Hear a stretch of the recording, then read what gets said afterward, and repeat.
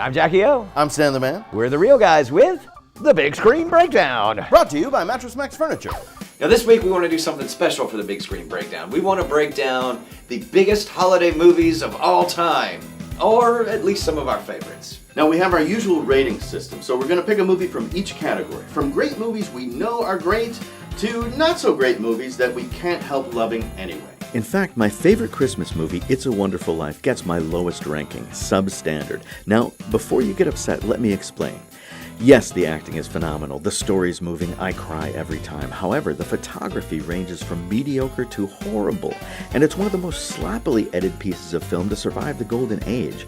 So many shot-to-shot cuts don't match up. In fact, the critical moment when Uncle Billy loses the money is positively bungled by the editor. Still, my favorite. Elf gets my medium rating, standard. It's total formula, no surprises, almost completely predictable, and with any other star it would have been forgotten a long time ago. But Will Ferrell is so charming and ridiculously funny, I have to watch it every year. My highest ranking goes to Planes, Trains, and Automobiles. Technically a Thanksgiving movie, but I'll watch it anytime. John Hughes gives the buddy road comedy formula his best effort by far, and Steve Martin is pitch perfect as the uptight complainer.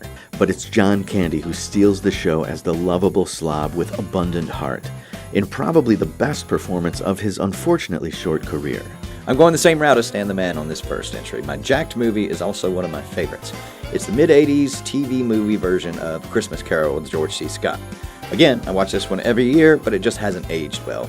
This was pre-CGI, so the effects now tend to really just take you out of the movie. A lot of the performances are also a little suspect. Few characters fail to reveal any emotion. That being said, it's also one of my can't-miss favorites. Coming in at Jackceptable is Bill Murray's Scrooged, a very different take on the same story of A Christmas Carol.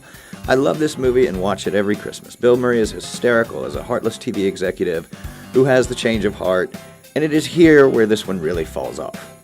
To be so funny and engaging throughout, the ending really doesn't match the pace. It's kind of weak and anticlimactic. Funny movie with a weak finish, gonna have to say Jackceptable. My highest rating goes to the classic A Christmas Story, easily my favorite holiday movie. I love the old man and the mother characters, but mostly, and I may be reading too much into this, but Ralphie is recounting his favorite Christmas. Now, evidence seems to suggest the movie takes place around 1940.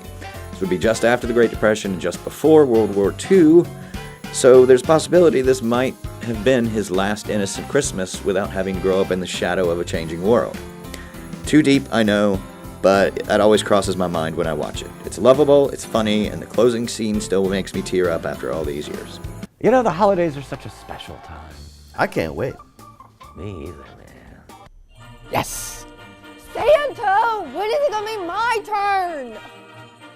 Just a minute, young lady. You know, this candy's not going to crush itself. Well, it's been over an hour and it's my turn. Have your mommy get you a nice Cinnabon or something. Ugh, she's asleep. Well, yes!